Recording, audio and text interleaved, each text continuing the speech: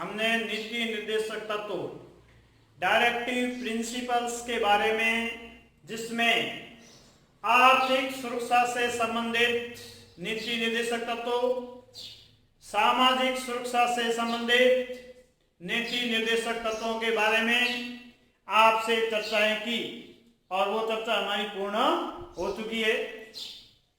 पिछली क्लास में सामाजिक सुरक्षा से संबंधित व शिक्षा से संबंधित नीति निर्देशक तत्वों के बारे में चर्चा की। इसी कड़ी में आगे हम आज क और ख की चर्चा कर चुके हैं। आज ग में पंचायती राज,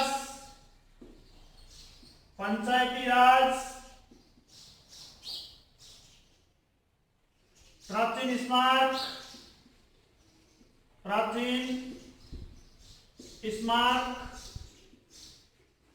व न्याय संबंधी नीति निर्देशक तत्व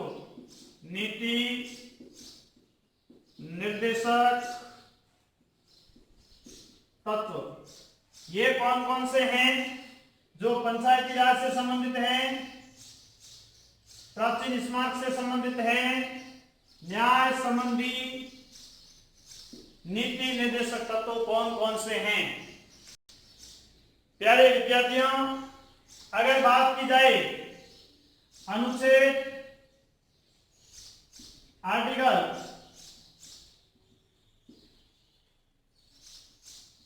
40 की, आर्टिकल 40 में लिखा हुआ है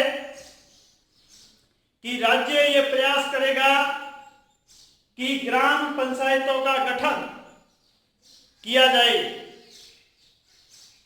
ग्राम पंचायतों के गठन की व्यवस्था हो। राज्य का यह कर्तव्य होगा, राज्य का यह कर्तव्य होगा कि ग्राम पंचायतों का गठन करें, ग्राम पंचायतों का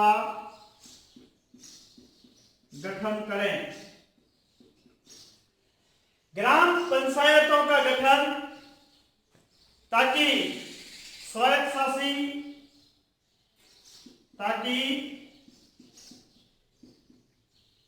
स्वायत्तशासी शासन को बढ़ावा मिले, शासन को बढ़ावा मिले। देखिए विद्यार्थियों, अनुच्छेद 40 में ये लिखा गया है कि हर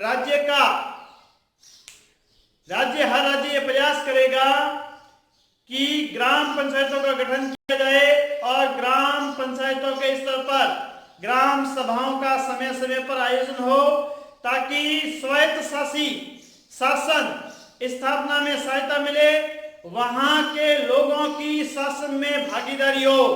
प्यारे विद्यार्थियों, अगर भारत के अंदर कहीं प्रत्यक्ष लोकतंत्र देखने को मिलता है तो वह लोकतंत्र ग्राम सभाओं में देखने को मिलता है, क्योंकि ग्राम सभाओं का गठन वहां के स्थानीय निवासी जिनका नाम पंचायती राज शासन के अंदर जो निर्वाचन सूची है, उस निर्वाचन सूची में जिनका नाम हो और वहां का निवासी हो और जिनका नाम निर्वाचन सूची में है तथा वे नागरिक जो 18 वर्ष से ऊपर हैं और निर्वाचन सूची में नाम है, तो वे ग्राम सभा के सदस्य होंगे, मेंबर ऑफ ग्राम सभा होंगे और वे नीति निर्माण में कोई कार्य, कोई प्रस्ताव पारित करने में, कोई प्रस्ताव लाने में एबल है। तो एक ग्राम सभा के अंदर सभी एक डायरेक्ट डेमोक्रेसी जैसा सिस्टम होता है कि वहां के ग्राम वाले सब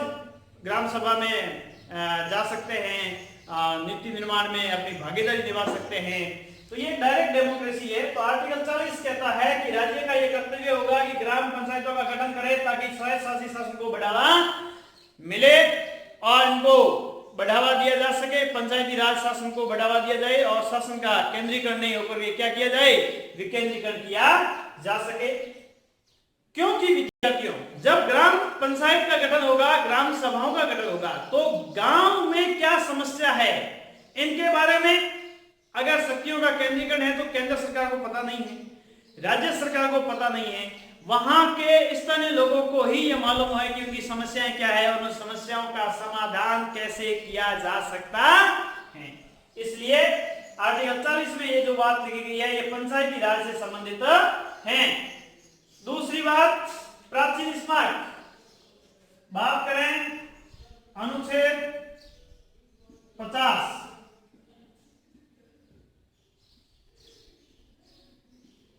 आर्टिकल 49 की बात करें तो उसमें यह लिखा गया है कि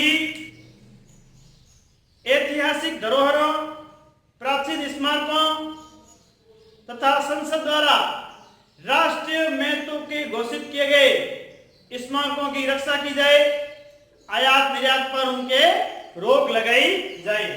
तो ऐतिहासिक स्मारकों, ऐतिहासिक स्मारकों,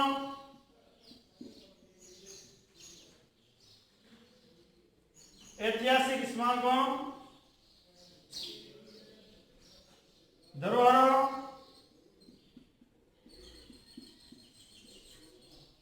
व संसद द्वारा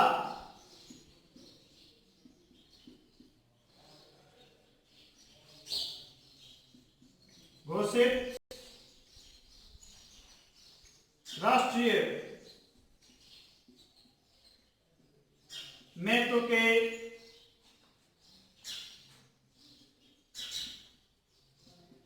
स्मारकों की रक्षा की जाए।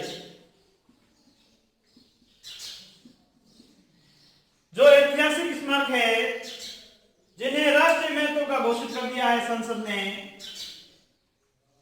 उन स्मारकों की रक्षा की जाए। ऐसे राष्ट्रीय स्मारक जो हैं उनसे संबंधित कोई वस्तुएं आयात निर्यात नहीं हो सकती और ऐतिहासिक स्मारकों की धरोहरें जो है संसद के द्वारा घोषित जो राष्ट्रीय महत्व के स्मारक हैं इनकी रक्षा करना जो है विद्यार्थियों वो राज्य का कर्तव्य बनता है कि वो अपने देश में पर्यटक को बढ़ावा देने के लिए ऐसी ऐतिहासिक स्मारकों और धरोहरों और राष्ट्रीय महत्व के स्मारकों की रक्षा सुनिश्चित करे ताकि पर्यटक को बढ़ावा दिया जा सके, देश की संस्कृति और प्राचीन स्मारकों के बारे में जो है याद ताजा हो सके। तो ये बात लिखी गई है विद्यार्थियों आर्टिकल 49 के अंदर। तीसरी बात है विद्यार्थियों इसके अंदर न्याय संबंधी नीति निर्देशक तत्व जो आर्टिकल 50 में लिखा गया है, अनुच्छेद आर्टिकल 50 जिसमें लिखा गया है न्यायपालिका का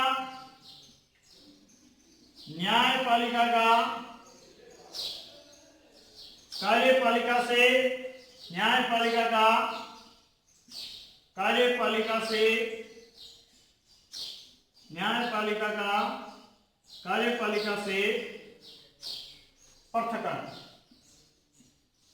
पृथक्करण न्यायपालिका का कार्यपालिका से पृथक्करण। आर्टिकल 50 में यह लिखा गया है कि न्यायपालिका का कार्यपालिका से पृथक्करण होना चाहिए। न्यायपालिका कार्यपालिका के प्रति रेस्पॉन्सिबल उत्तरदायी नहीं होनी चाहिए। जिस प्रकार से कार्यपालिका जो है हमारे संसदीय शासन व्यवस्था के अंतर्गत व्यवस्थापिका के प्रति रेस्पॉन्सिबल है। जब तक कार्यपालिका अपने पद पर बनी रहती है, जब तक व्यवस्थापिका का विश्वास है, जिस दिन व्यवस्थापिका से विश्वास भंग हो जाता है, अविश्वास प्रस्ताव पारित हो जाता है, राजनीतिक कार्यपालिका को त्याग पत्र देना पड़ता है। लेकिन यहां जो है न्यायपालिका का कार्यपालिका से पृथक्करण किया गया है ताकि न्यायपालिका की स्वतंत्रता की रक्षा हो सके। न्यायपालिका की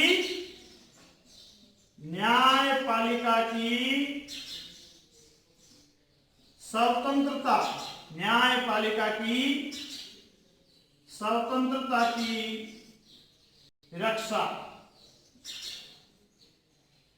इससे न्यायपालिका की स्वतंत्रता की रक्षा होगी। न्यायपालिका जब कार्यपालिका के प्रति रेस्पॉन्सिबल नहीं होगी तो कार्यपालिका का न्यायपालिका के ऊपर प्रेशर नहीं होगा, दबाव नहीं होगा। परिणाम स्वरूप न्यायपालिका जो है एक स्वतंत्र होकर के, इंडिपेंडेंट होकर के अपना कार्य संपन्न करने में समर्थ होगी। तो ये बात हुई विद्यार्थियों आर्टिकल 50 की। अब हम बात करते हैं अगला हमारा नीति निर्देशक तत्व घ। इसमें क्या है? अंतरराष्ट्रीय शांति, अंतरराष्ट्रीय शांति व सुरक्षा से संबंधित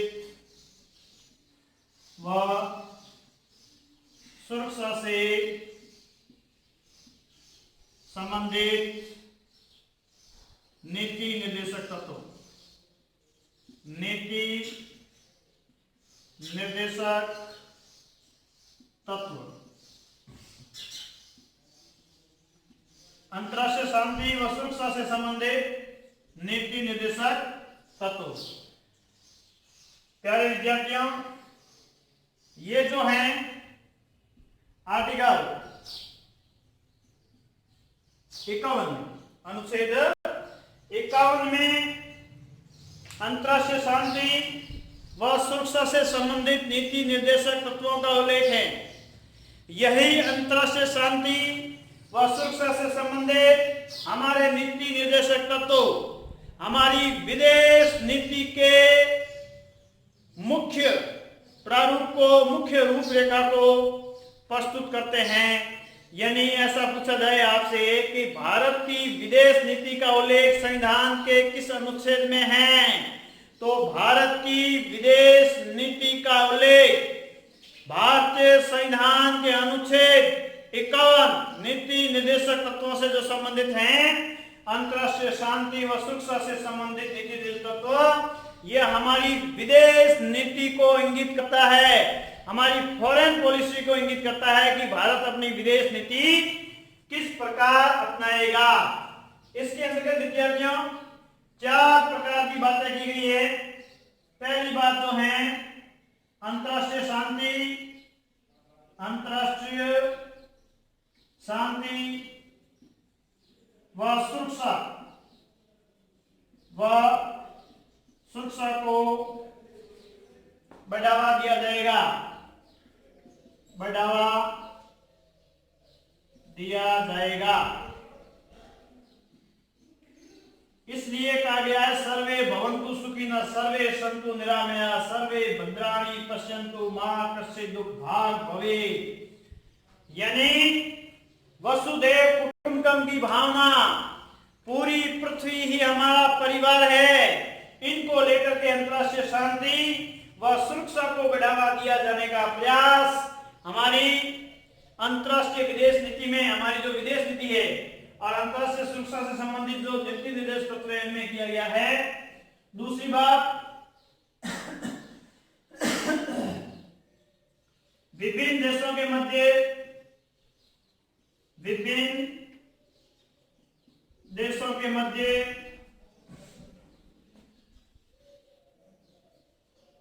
न्यायपूर्ण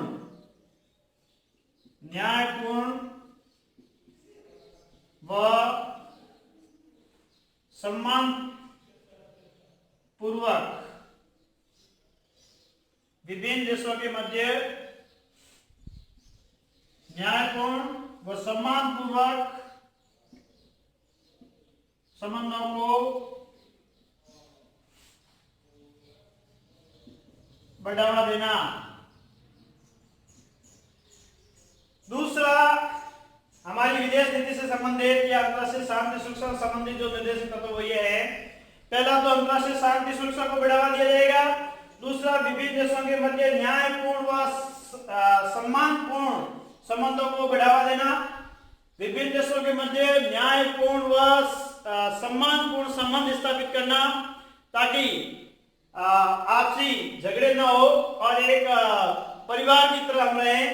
इसलिए वसुधैव कुटुंबकम की भावना को और प्रबल किया जा सके। तीसरी बात है विद्यार्थियों, तीसरी बात जो है वो ये है कि जैसे अंतरराष्ट्रीय शांति सुरक्षा को तो बढ़ावा देंगे, विभिन्न देशों के मध्य न्यायपूर्ण संबंधों को तो बढ़ावा देंगे, लेकिन ये तब होगा जब हम अंतरराष्ट्रीय कानूनों, अंतरराष्ट्रीय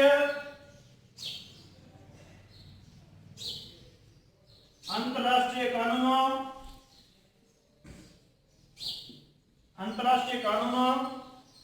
व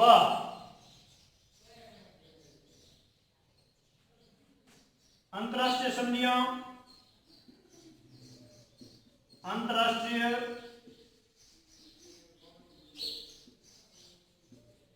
का, अंतरराष्ट्रीय कानूनों व अंतरराष्ट्रीय संधियों का आदर करना हमारी विदेश नीति में शामिल है कि हम अंतरराष्ट्रीय कानून और अंतरराष्ट्रीय जो संधियां हैं उनका हम आदर करेंगे, उनका हम पालन करेंगे। या आदर करने का मतलब कोई रेस्पेक्ट करने से नहीं है, उनका हम पालन भी करेंगे, ठीक है ना। अंतरराष्ट्रीय कानूनों, अंतरराष्ट्रीय संधियों का आदर करना व पालन करना,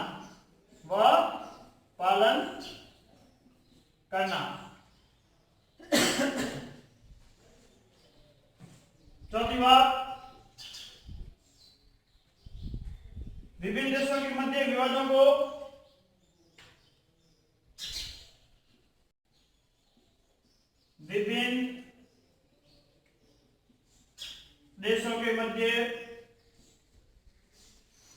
को मध्यस्थता से हल करना, मध्यस्थता से हल करना। ये चार हमारी विदेश नीति संबंधी, एक बार ये बोर्ड में क्वेश्चन पूछा जा चुका है विद्यार्थियों कि अंतरराष्ट्रीय शांति व सुरक्षा से संबंधित जो नीति तत्व है उनमें विदेश नीति से संबंधित चार तत्व कौन से बताइए। 4 नंबर का क्वेश्चन ये बोर्ड में पूछा जा चुका है। तो पहला है अंतरराष्ट्रीय शांति व सुरक्षा को बढ़ावा देना, दूसरा विभिन्न देशों के मध्य न्यायपूर्ण व सम्मानपूर्ण संबंधों को बढ़ावा देना, अंतरराष्ट्रीय कानूनों व अंतरराष्ट्रीय संधियों का आदर करना व पालन करना, विभिन्न देशों के मध्य विवादों को मध्यस्थता से हल करना, मध्यस्थता के माध्यम से हल करना, ताकि युद्धों के माध्यम से नहीं, बातचीत के माध्यम से, मध्यस्थता के जरिए ऐसे विवादों को हल कर दिया जाए तो युद्ध जैसी विभीषिका से बचा जा सकता है। तो ये जो है विद्यार्थियों, ये हमारे आर्टिकल हमने 36 से लगा करके आर्टिकल 36 से लगा करके 51 तक आर्टिकल जो हैं ये सारे के सारे डायरेक्टिव प्रिंसिपल से संबंधित हैं। इन डायरेक्टिव प्रिंसिपल से संबंधित 36 to 51 ऑल आर्टिकल जो हैं, इन सभी आर्टिकल के एक आर्टिकल के बारे में आपसे चर्चा की और उन पे हमने अपनी कौन कौन से उनमें और फैक्ट आते हैं तो वो बातें की, कौन कौन से बिंदु शामिल हैं। तो विद्यार्थियों, पूरे जो नीति तत्व हैं उनको हम 4 भागों में बांट करके पढ़ते हैं तो पढ़ने में थोड़ी सुविधा होगी। आर्थिक सुरक्षा से संबंधित, दूसरा सामाजिक सुरक्षा से संबंधित, सामाजिक सुरक्षा और शिक्षा से संबंधित, और तीसरा जो है पंचायती राज, प्राचीन स्मारक और न्याय संबंधी नीति निर्देशक तत्व, और फिर चौथा जो है विद्यार्थियों वो है अंतरराष्ट्रीय शांति व सुरक्षा से संबंधित नीति निर्देशक तत्व। तो सुविधा के हिसाब से इनको हमने 4 भागों में बांटा और 4 भागों का हमने अलग पूरी विस्तृत तरीके से चर्चा की, अध्ययन किया। अब हम पढ़ेंगे विद्यार्थियों नीति निर्देशक तत्वों का महत्व, नीति निर्देशक तत्वों का महत्व, नीति निर्देशक तत्वों का महत्व। जिस प्रकार से हमने मूल अधिकारों के महत्व के बारे में चर्चा की, उनका इंपोर्टेंस क्या है। तो अब हम ये चर्चा करेंगे कि नीति निर्देशक तत्व जो हैं ये भाग 4 के अंदर आर्टिकल 36 से लगा करके आर्टिकल 51 तक जो हमने पढ़ा है, इनका कुछ इंपोर्टेंस है या ऐसे ही पढ़ा है, हालांकि बात योग्य नहीं है, न्यायालय हम नहीं जा सकते इनका उल्लंघन होने पर, लेकिन इनके बावजूद ये ऐसे आदर्श हैं, ये ऐसे पद स्पर्श का काम करते हैं जिनका उल्लंघन करना किसी राज्य के वश की बात नहीं है। तो अब हम चर्चा करेंगे विद्यार्थियों कि नीति निर्देशक तत्व जो हमने पढ़े आर्टिकल 36 से लगा करके 51 तक, इनका क्या इंपोर्टेंस है। तो आज हेडिंग रहेगी नीति निर्देशक तत्वों का महत्व, तत्वों का महत्व, क्या इंपोर्टेंस है इनका। नीति तत्व जो हमने पढ़े 36 से लगा करके 51 शासन, ये देखिए नीति तत्वों का महत्व जो हम चर्चा कर रहे थे, उनमें पहला जो है विद्यार्थियों वो महत्व है शासन के लिए आचार संहिता। शासन के लिए आचार संहिता, आचार संहिता।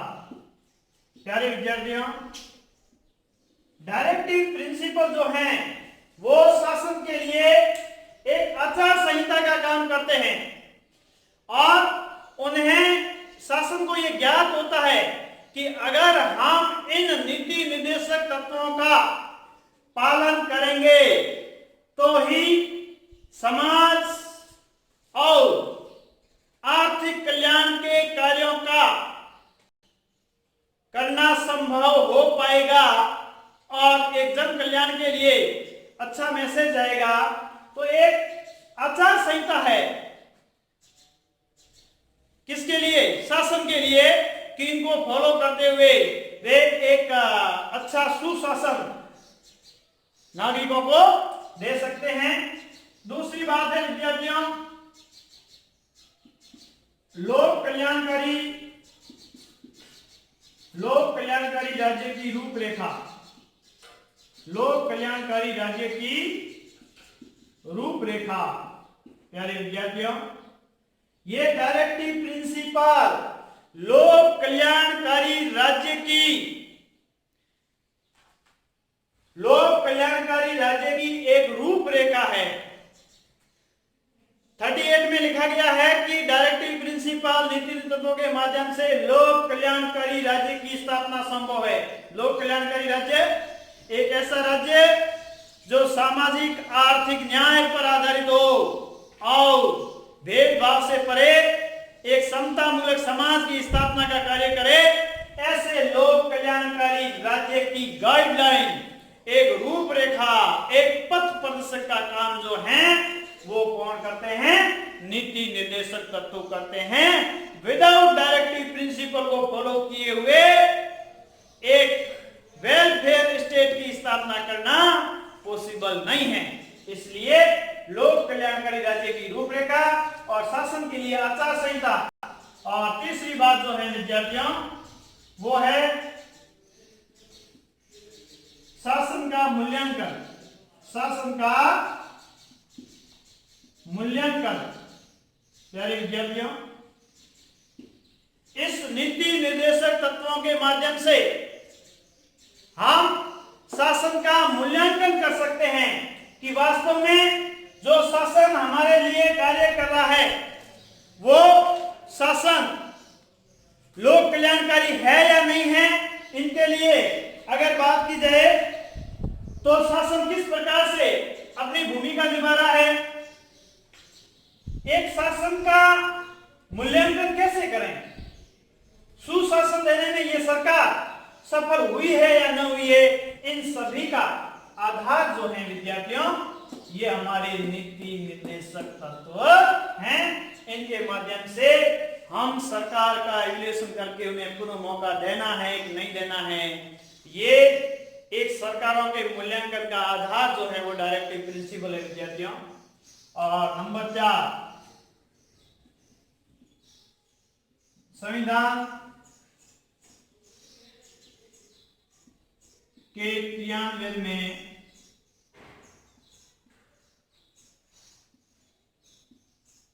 सहायक। प्यारे विद्यार्थियों, जो हमारा संविधान बनकर के तैयार हो गया, लागू हो गया 26 जनवरी 1950 को, अब इसके अंदर पूरा भाग 4 बहुत बड़े अनुच्छेद 36 से लगा करके 51 तक और 39 में 6 प्रकार के अलग अलग निर्देशक तत्व। अब ये संविधान तो बना दिया, व्यवस्थाएं हो गई, लेकिन जब तक इनका इम्प्लीमेंटेशन नहीं होगा तब तक ये सिर्फ कोरे आदर्श बनकर के रह जाएंगे। एक पथ प्रदर्शक की भूमिका क्या निभाएंगे? कोरी कल्पना बनकर के रह जाएगी। इसलिए संविधान के क्रियान्वयन के अंदर नीति निर्देशक तत्वों की महत्वपूर्ण भूमिका है। तो इस प्रकार से विद्यार्थियों, नीति निर्देशक तत्वों के महत्व की बात करें तो शासन के लिए एक आचार संहिता का काम करते हैं, लोक कल्याणकारी राज्य की रूपरेखा और शासन का मूल्यांकन, संविधान के क्रियान्वयन में सहायक, और अगली बात जो है हम कह सकते हैं सामाजिक आर्थिक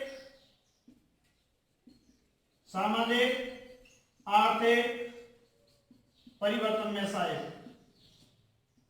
में सहायक। प्यारे विद्यार्थियों, नीति निर्देशक तत्व वास्तव में सामाजिक और आर्थिक लोकतंत्र की स्थापना करते हैं। सामाजिक आर्थिक लोकतंत्र की स्थापना करने के लिए ही हमारे संविधान निर्माताओं ने भाग 4 के अंदर नीति निर्देशक तत्वों को शामिल किया। सामाजिक आर्थिक लोकतंत्र की स्थापना, सामाजिक और आर्थिक न्याय स्थापित करने के लिए नीति निर्देशक तत्वों को हमारे संविधान में इंक्लूड किया गया, संविधान निर्माताओं ने, इसलिए इन्हें शामिल किया गया। तो वास्तव में एक सोशल एंड इकोनॉमिक जो चेंजेस हैं वो करने में नीति निर्देशक तत्व जो हैं एक अपनी महत्वपूर्ण भूमिका निभाते हैं। इस प्रकार से विद्यार्थियों, तत्वों के महत्व को बात करें तो शासन के लिए आचार संहिता का काम करते हैं, लोक कल्याणकारी राज्य की रूपरेखा है, शासन का मूल्यांकन है, संविधान के क्रियान्वयन में सहायक है, सामाजिक और आर्थिक और परिवर्तन में सहायक है। इस प्रकार विद्यार्थियों, नीति निर्देशक तत्व एक महत्वपूर्ण भूमिका हमारे सरकारों के लिए, शासन के लिए एक गाइडलाइन है, एक पथ प्रदर्शक का काम करते हैं, एक आदर्श है। इनके बिना एक लोक कल्याणकारी राज्य की स्थापना संभव नहीं है। तो ये हमारे नीति तत्वों की बात महत्व तक पूरी हुई। आगे नीति निर्देशक तत्वों को क्रियान्वयन करने के लिए कौन कौन से कदम उठाए, इनके बारे में